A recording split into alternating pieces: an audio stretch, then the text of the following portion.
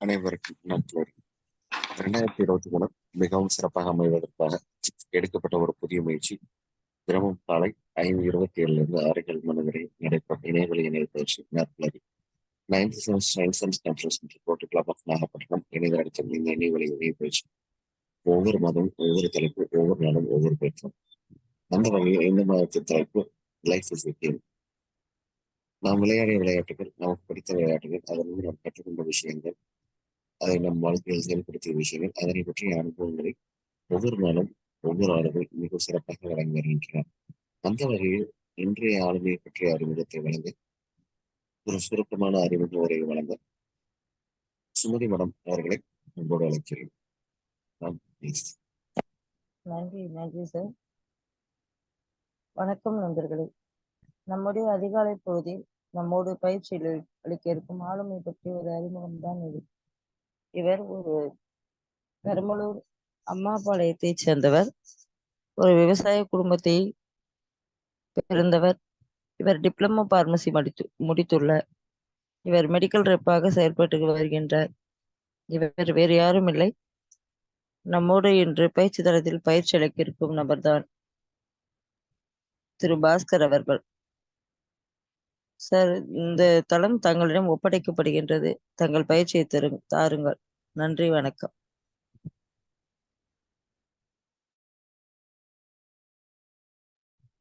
Bhaskar sir. Start பண்றேன் madam. இந்த வாய்ப்பினை எனக்கு கொடுத்த குமரேச சாருக்கும், இந்த நற்புலரியில பொறுப்பாளராக இருக்கும் சுமதி மேடத்துக்கும், லட்சுமி நாராயணுக்கும், இதில் பங்கு கொண்டு இருக்கும் சகோதரருக்கும் சகோதரிகளுக்கும் என்னுடைய வாழ்த்துக்களையும் நன்றிகளையும் சொல்லிக் கொள்கிறேன்.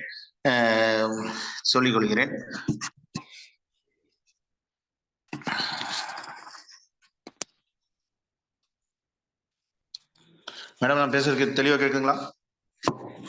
கேக்குதுங்க. அந்த இது கரெக்டா உட்கார வைங்க செல்போன். ஹாக்கி விளையாட்டு இன்று நாம் வணக்கம் நண்பர்களே. இந்தியாவின் தேசிய விளையாட்டாகிய ஹாக்கி என்று தெரியும். ஆனால் அந்த விளையாட்டு எப்படி விளையாடுகிறார்கள், எத்தனை வீரர்கள் விளையாடுவார்கள் என்றெல்லாம் தெரியுமா? ஹாக்கி விளையாட்டில் பற்றிய தகவல்களை பற்றி இந்த பதிவில் பார்ப்போம். ஹாக்கி குழுவில் 11 பேர், ஒரு அணியில 11 பேர், இன்னொரு அணியில 11 பேர் இருப்பாங்க அப்படிங்கிறத சொல்லிக்கிறேன். ஹாக்கி என்பது வளைதடி பந்தாட்டம் என்று அழைப்பார். இது ஒரு குழு விளையாட்டு. ஒரு பந்தை மட்டையினால் அடித்து கோலுக்குள் அடிக்க வேண்டும்.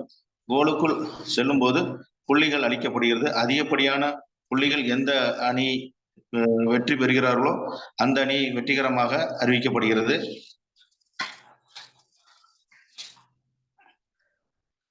விளையாட்டு மைதானம் 51 மீட்டர் நீளமும் 5 மீட்டர் அகலமும் கொண்டு செவ்வக மையத்தில் இருக்க வேண்டும். மைதானத்தில் 4 பக்கங்களிலும் 1.29 மீட்டர் இருந்து 1.50 மீட்டர் வரை உயரம் கொண்டதாக கொடி கம்பம் இருக்கும். ஹாக்கியின் உள்ள அட்டைகள் எதை குறிக்கின்றன? விளையாட்டுகளின் வீரர்களின் விதி மீறலுக்கு ஒரு அட்டை வழங்கப்படும். அவை பச்சை நிற, மஞ்சள் நிற, சிவப்பு நிற போன்ற மூன்று அட்டைகள் வழங்கப்படுகிறது. இதில் பச்சை நிற அட்டை விதிகளை மீறக்கூடாது என எச்சரிக்கை செய்வதாக குறிக்கிறது. மஞ்சள் நிற அட்டை வீரர்களின் 5 நிமிடத்திற்கு போட்டியில் இருந்து ஓய்வு எடுக்க என்பதை குறிக்கிறது. சிவப்பு நிற அட்டை போட்டியில் இருந்து நிரந்தரமாக நீக்கப்படுவார்கள்.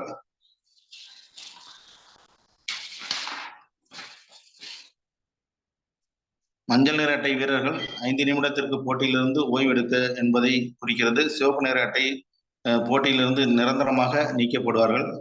ஹாக்கி மட்டை பந்தை எப்படி பயன்படுத்த வேண்டும்? ஹாக்கி மட்டையின் முன்பக்கத்தை பயன்படுத்தி பந்தை அடிக்க வேண்டும். பின்பக்கத்தை பயன்படுத்தினால் பெனால்டி வழங்கப்படும். ஹாக்கி மட்டைகளை உங்களின் தோள்களை விட உயரமாக எடுத்து பந்தை அடிக்கக்கூடாது. ஹாக்கி விளையாட்டின் வீரர்களின் விதிகள்.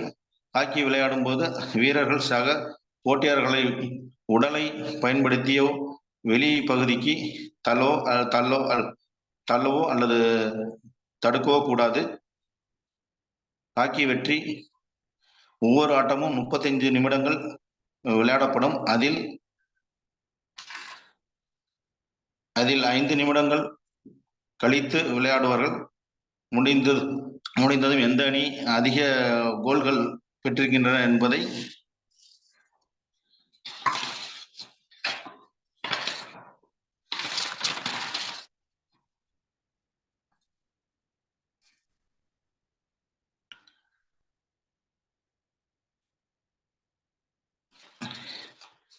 ஹாக்கி விளையாட்டையும் நம்ம வாழ்க்கையும் இணைச்சு நம்ம வந்து வாழ்க்கை ஒரு கலைப்பயணம் அப்படின்னு சொல்லிக்கிறோம்.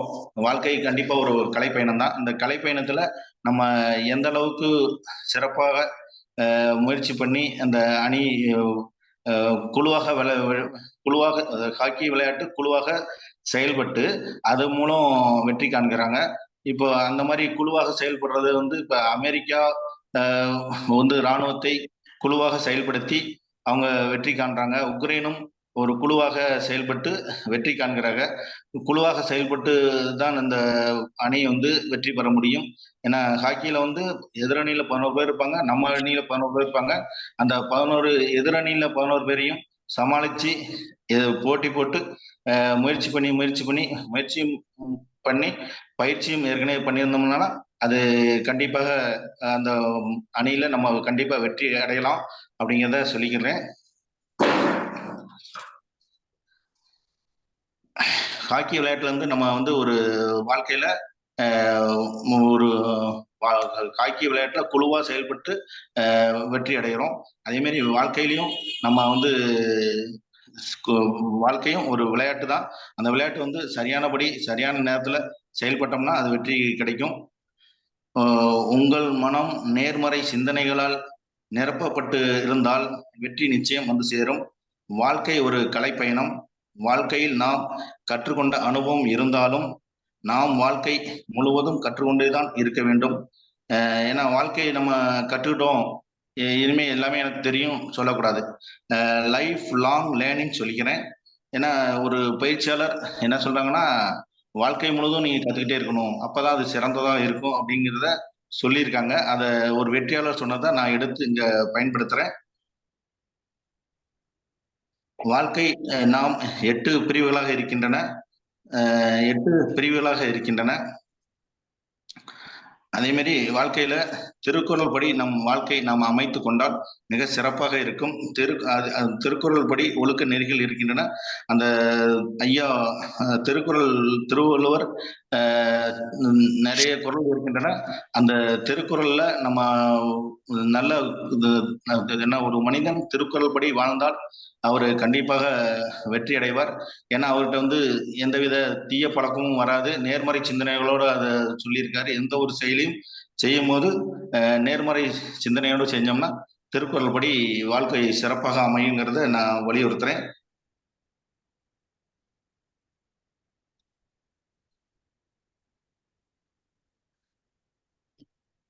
திருக்குறள்ல உங்கள் வாழ்க்கையில் ஒருவர் கஷ்டத்தை கொடுத்தாலும் அவருக்கு நீங்கள் நல்ல காரியங்களை செய்து அவருக்கு யார் கஷ்டத்தை கொடுத்தாங்களோ அவங்களுக்கு நல்ல காரியங்களை செய்து விடுங்கள் என்று கூறுகிறார். பழைய காலத்துல மன்னர் காலத்தில் 2 அண்டை நாடுகளுக்கும் போர் நிகழ்கிறது. அதில் ஒரு மன்னர் ஒரு துறவியிடம் போய் ஆலோசனை கேட்கிறார். அந்த ஆலோசனை, இந்த போரில் நான் ஜெயிக்க வேண்டும், அதற்கு என்ன வழி இருக்கிறது என கேட்கிறார். அதற்கு அந்த துறவி சொல்கிறார், நீதான் ஜெயிப்பாய் என்று சொல்கிறார். 2வது மன்னர் என்ன பண்றார், முதலாம் மன்னர் போய் துறவியிடம் கேட்கிறார், அதனால் நீ ஜெயிப்பேன்னு சொல்கிறார். 2வது மன்னர் என்ன பண்றார், அவர் படை வீரர்களுடன் இணைந்து இறைவனை வணங்கி நாம் வெற்றி பெறுவோம் என்று சொல்கிறார். பயிற்சிகளையும் கற்றுத்தருகிறார். சொன்னபடி போர்கள் நடக்கிறது. போரில் இரண்டாவது மன்னர் வெற்றி பெறுகிறார். அப்ப முதலாம் மன்னர் தோற்கிறார். அவர் முயற்சியும் பண்ணலை, முயற்சியும் பண்ணல, பயிற்சியும் பண்ணலாதனால முதலாம் மன்னர் தோல்வி அடைகிறார். இரண்டாவது மன்னர் வெற்றி அடைகிறார். இந்த இடத்துல என்ன முயற்சிக்கிறோம்னா, முயற்சியும் பண்ணணும், பயிற்சியும் பண்ணணும் என்கிற விஷயத்தை நம்ம தெளிவா புரிஞ்சுக்கிறோம். அதனால தோல்வி அடையும் போது நம்ம என்ன கத்துக்கிறோம்னா, அடுத்து நம்ம வெற்றி அடையும் போது நம்ம பயிற்சியும் முயற்சியும் எடுத்தோம்னா கண்டிப்பாக வெற்றி அடையும் அப்படிங்கிற விஷயத்த நம்ம இதுல இருந்து சொல்லிக்கிறேன். ஒரு தொழில் செய்யும் போது பயிற்சியும் முயற்சியும் செய்யும் போது வெற்றி கண்டிப்பாக கிடைக்கும். வாழ்க்கையில நம்ம நம்பிக்கையோட செயல்படும் போது அந்த நம்பிக்கை வீண் போகாது. எண்ணிக்கையும் அந்த வாழ்க்கையில நம்ம நம்பிக்கை அப்படிங்கிற ஒரு செயல் இருக்கு, எண்ணிக்கை அப்படிங்கிற செயல் இருக்கு, இயற்கைங்கிற செயல் இருக்கு. நம்பிக்கை இந்த நம் மனிதர்களின் ஆதாரமா விளங்கக்கூடிய செயலுக்கு நம்பிக்கையாகும். எண்ணிக்கைங்கிறது உலக ஆதாரமா விளங்கக்கூடிய செயலுக்கு உலக ஆதாரமா விளங்கக்கூடிய செயலுக்கு எண்ணிக்கையாகும். இயற்கைங்கிறது ஜீவகாரணியமா ஆதாரமா விளங்கக்கூடியது இயற்கையாகும். ஆக்க விதி என்பது ஒன்றிலிருந்து ஒன்றை உருவாக்கையிலும், இயக்க விதி அப்படிங்கிறது நகர்வது வாழும் நிற்பது வீழும், நகர்வது வாழும் நிற்பது வீழும். ஈர்ப்பு விதிங்கிறது ஒத்தவை ஒத்தவற்றை ஈர்க்கும், ஒத்தவை ஒத்தவற்றை ஈர்க்கும். எந்த ஒரு செயலை எடுத்துக்கிட்டாலும் நம்ம இப்ப நான் உற்சாகமான செல்வ வணக்கம் அப்படின்னு யாரை பார்த்தாலும் பேசிட்டே இருக்கேன். ஏன்னா அந்த செயல் செய்ய செய்ய அந்த அந்த விஷயம் ரன்னிங்ல இருக்கு. இந்த உற்சாகமான செல்வ வணக்கம் நான் சொல்ல மறந்துட்டேன்னா இந்த வார்த்தை கீழே விழுந்துரும்.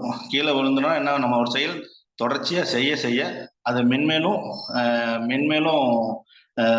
அந்த ரன்னிங்ல இருக்குன்னு சொல்ல வரேன். ஒரு நகர்வது வாழும் நிற்பது வீழும். ஒரு செயல் தொடர்ச்சியா செஞ்சுட்டே இருக்கும் போது நமக்கு அந்த வெற்றி கிடைக்குது. சப்போஸ் அந்த செயல் நம்ம செய்ய மறந்துட்டோம்னா அந்த செயல் கீழே விழுந்துரும். அது தொடர்ச்சியா நம்ம முயற்சி பண்ண முயற்சியும் பண்ணும். தொடர்ச்சியா செயல் செஞ்சுட்டே இருக்கோம்னா அந்த செயல் கண்டிப்பா வெற்றி கொடுக்கும். ஈர்ப்பு விதி ஒத்தவை ஒத்தவற்றை இருக்கும். அந்த இயக்க விதிக்கு ஒரு உதாரணம் சொல்றேன். ஒரு விவசாயி ஒரு துறவி ஒரு கிராமத்துல போய் யாசகம் கேட்கிறார். அந்த யாசகம் என்ன பண்றாங்க, அந்த ஒரு துறவிங்கிறது யாருக்கும் தெரியாம யாரும் சாப்பாடு கொடுக்க மறந்துடுறாங்க. சாப்பாடு கொடுக்க மறுத்ததுனால அவர் இந்த துறவி அந்த கிராமத்துக்கு யார் இது கொடுத்துறார், சாபம் கொடுத்துறார். சாபம் கொடுத்தனால அந்த கிராமமே பாதிக்கப்படுது. எல்லாருமே அந்த கிராமத்துல இருந்தா நமக்கு மழை இல்லை, எதுவுமே இல்லாதனால வேற கிராமத்துக்கு எல்லாரும் நோக்கி போயிடுறாங்க. ஆனா ஒரே ஒரு விவசாயி மட்டும் தொடர்ந்து அவருடைய ஏர்மாட்டை வச்சு உழுது கொண்டே இருக்கிறார். அப்ப ஒரு சிவபெருமான் ஆகிய அவரே நேர்ல அந்த அந்த விவசாயிடம் கேட்கிறார், ஏன் எல்லாருமே இந்த கிராமத்துல ஒரு துறவின் சாபத்தினால பாதிக்கப்பட்டிருக்காங்க, நீங்க மட்டும் உழுது கொண்டே இருக்கீங்க அப்படின்றாரு. அப்பதான் அவர் சொல்லுவார், நான் இந்த செயலை செய்யாம விட்டேன்னா என்னோட மாடும் அந்த உழவு மறந்துடும், நானும் அந்த உழவு தொழில மறந்துடுவேன். அதனால உழுது கொண்டே இருக்கேன். உழவு செய்யும் போது இந்த பகவான் என்னைக்கா இருந்தாலும் மழை பெய்வார் அப்படிங்கிற நம்பிக்கையில நான் செய்யறேன் அப்படின்னு சொல்லிட்டு அந்த இறைவன் அந்த விவசாயிடம் பேசிட்டு போயிடுறாரு. அப்ப சிவபெருமான் என்ன பண்ணிடுறாரு, நம்ம அந்த துறவிகிட்ட போய் நீ இந்த மாதிரி சாபம் கொடுத்தீங்களே, என்ன பண்ணலாம், பாதிக்கப்படுறாங்கன்னு கேட்குறாங்க. அப்ப அந்த துறவி நான் சாபம் கொடுத்ததான் அப்படின்னு சொல்லிடுறாரு. ஆனா சிவபெருமான் அந்த விவசாயி சொன்னதை மனசுல வச்சுக்கிட்டு, சரி துறவி சாபத்தை நீக்கிற மாதிரி ஒன்றும் வழி தெரியல, நம்மளே நம்ம இந்த விவசாயி உழுது கொண்டே இருக்கார், அதனால அப்படின்னு அவரு அந்த மழை பெய்யறதுக்கு அந்த இதை எடுத்து ஊதுறனால அந்த அந்த பயிற்சி அந்த வர்ணபவன் மழை பெய்யறதுனால அந்த கிராமத்துக்கு மழை பெஞ்சு அந்த விவசாயம் செழிக்க ஆரம்பிச்சிருது. அது மூலயமா என்ன சொல்ல வரேன்னா, அந்த செயல் செஞ்சுட்டே இருக்கும்போது தான் வெற்றி கிடைக்குதுன்னு சொல்லிடுறேன். அதே மாதிரி என்னன்னா, ஒரு வாசகம், சாதாரண வாசகம் தான். என்ன வாசகம்னா, இது நகைக்கடையில உள்ள விளம்பரம். என்ன விளம்பரம்? மின்னும் பொன்னகை, மிஞ்சும் புன்னகை, அதாவது சாதாரண வாசகம் தான். நம்ம பாசிட்டிவா எடுத்துட்டோம்னா, அந்த வார்த்தை வந்து ரொம்ப அர்த்தம் இருக்கு. எந்த ஒரு விஷயத்தையும் போய் பாருங்க, விளம்பரத்துல அது நல்ல கருத்துகள் இருக்கும். அந்த கருத்துக்கள நம்ம எடுத்து உள்வாங்க மிக சிறப்பாக இருக்கும். அ அந்த வாசகம் என்னன்னா, திரும்பவும் சொல்றேன். அ "மின்னும் பொன்னகை, மிஞ்சும் புன்னகை." அப்ப நகைய பார்த்தா அந்த மின்னும் புன்னகையா மாறிடுறாங்க. அந்த அந்த நகையோட புன்னகை சிரிச்சிட்டோம்னா, அந்த செயல் வந்து மத்தவங்கள கவர மாரி சிறப்பாக அமையும். புன்னகைச்சோன்னா ஒருத்தர ஈஸியா இந்த நட்பு ரீதியா பழகும்போது அந்த செயல் வெற்றி கிடைக்கும்னு சொல்ல வரேன். மிஞ்சும் இது "மின்னும் பொன்னகை, மிஞ்சும் புன்னகை" அப்படின்னு சொல்லிக்கிறேன். நான் வீட்ல இருந்தேன்னா சாதாரண மனிதன், வெளியில வந்தா சாதனை மனிதன் சொல்லிக்கிறேன். இந்த நேர்மறை ஆற்றலோடு எந்த ஒரு செயலும் செய்ய வெற்றி கண்டிப்பா கிடைச்சுக்கிட்டே இருக்கும் அப்படிங்கிறத இ ரொம்ப ரொம்ப அ அனுபவ ரீதியா சொல்றோம். அ நல்ல நல்ல விஷயத்த சொல்றோம். மேடம் இன்னும் எவ்வளவு நேரம் இருக்கு மேடம்? மேடம் அஹ் பாருங்க சார், முடிக்கிறதா இருந்தாலும் முடிச்சிடுங்க. இது 5:47, இன்னும் 13 மினிட்ஸ். 5:47ங்களா மேடம்? எஸ். சரிங்க மேடம். அதாவது எந்த ஒரு விஷயத்துக்கும் நம்ம வந்து விடாமுயற்சியா இருந்து கொண்டு இருக்கோம். மிக சிறப்பாகவும் செய்யணும். மிக அற்புதமாவும் இருக்கணும். நம்ம நேர்மறை சிந்தனைகளால் செய்ய எந்த அளவுக்கு நம்ம ம், முயற்சி பண்ணி முயற்சி பண்ணணும், பயிற்சி பண்ணணும். முயற்சி பண்ணி பயிற்சி பண்ணும்போது மிக சிறப்பா இருக்கும். இந்த தளத்துல நேரடி வணிகம் நிறைய பேர் இருப்பாங்க. நேரடி வணிகம் நிறைய பேர் இருக்கிறதுனால என்ன சொல்ல வரேன்னா, அந்த ஒரு சாதாரணமா ஒரு கஸ்டமர்ட்ட போயி, நம்ம அந்த மாரி நெட்வொர்க் மார்க்கெட்டிங் இது ஒரு ட்ரெடிஷனல் மார்க்கெட்டிங்க விட இதுல வருமானம் தரும் அப்படின்னு போய் சொன்னோம்னா, அந்த நபர்கள் கொஞ்சம் புரிஞ்சுக்க மாட்டாங்க. என்ன காரணம்னா, அவங்க ஏற்கனவே நெறைய விஷயத்துல தோல்விய கண்டிருப்பாங்க. அல்லாட்டி அந்த ஏற்கனவே பாதிக்கப்பட்டவங்கள பத்தி ஏதாவது கேள்விப்பட்டிருப்பாங்க. அந்த கேள்விப்படும்போது என்ன பண்ணிடுறாங்கன்னா, இந்த நெட்வொர்க் மார்க்கெட்டிங்ல நம்ம என்ன சொல்றோம்னா, நான் இப்ப மெடிக்கல் வேலைய மெயின் வேலையா வச்சிருக்கேன். இந்த ஒரு நிமிஷம் சார்.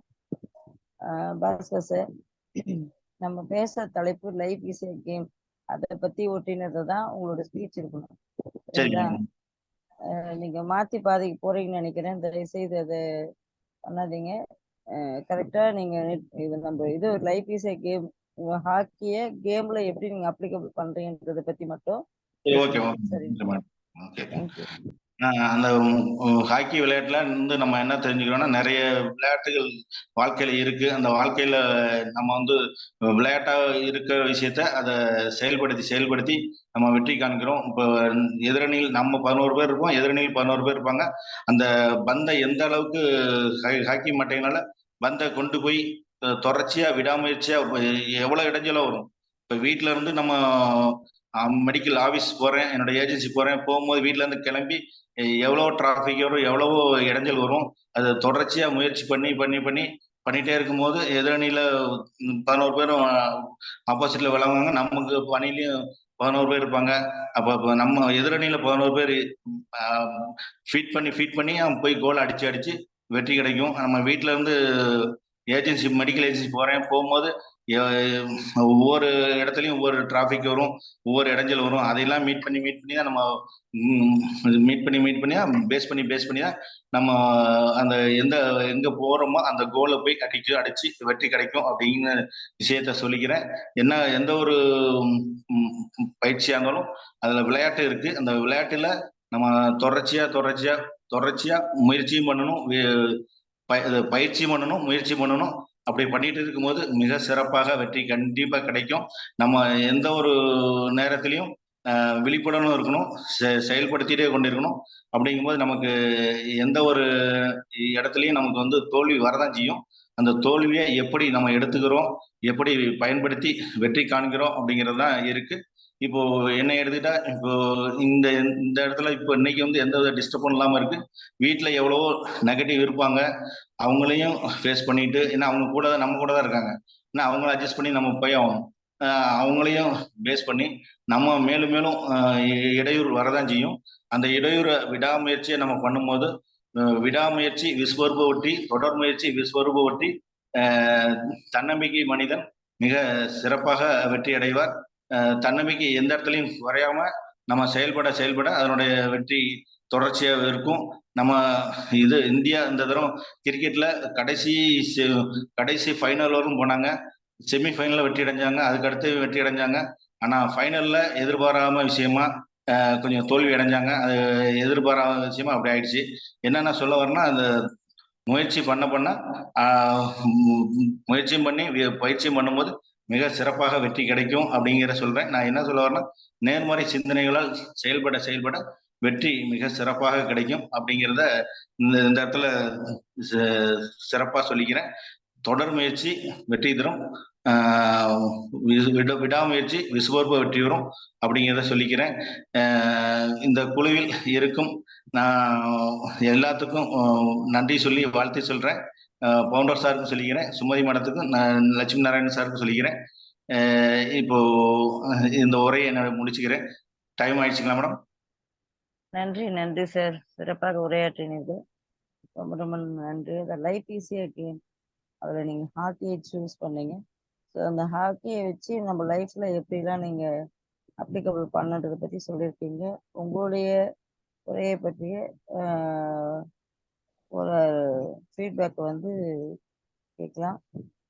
ஃபீட்பேக் சொல்ல விருப்பப்படுறவங்க ஹேண்ட் ரைஸ் பண்ணுங்க.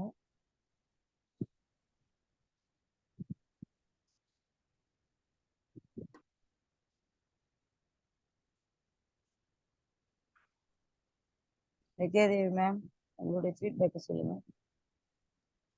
அனைவருக்கும் உற்சாகமான காலை வணக்கம். அதாவது நம்மளுடைய தேசிய விளையாட்டு வந்து ஹாக்கி.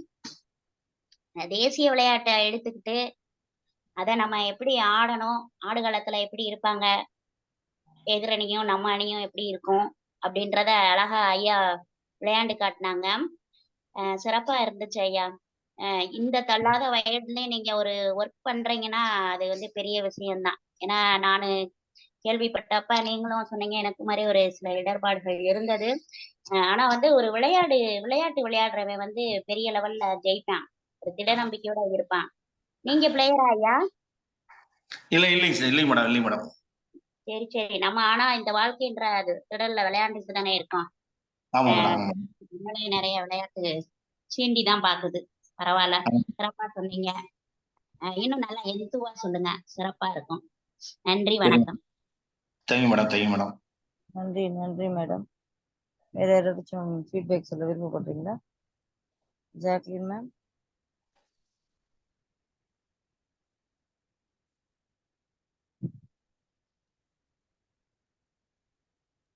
எல்லாரும் விளையாட சென்று விட்டார்கள் என்று நினைக்கின்றேன். கண்டிப்பாக கண்டிப்பாக அருமையான ஒரு ஹாக்கி என்ற ஒரு தலைப்பை எடுத்து, அதாவது நம்மளுடைய தேசிய விளையாட்டாக இருக்கக்கூடிய ஹாக்கியை எடுத்து சிறப்பான முறையில் நீங்க வந்து இந்த பயிற்சியை வழங்கியதுக்கு ரொம்ப ரொம்ப நன்றி. நல்ல ஒரு ஜாக்லின் மேம் சொல்லுங்க, உங்க ஃபீட்பேக் சொல்லுங்க.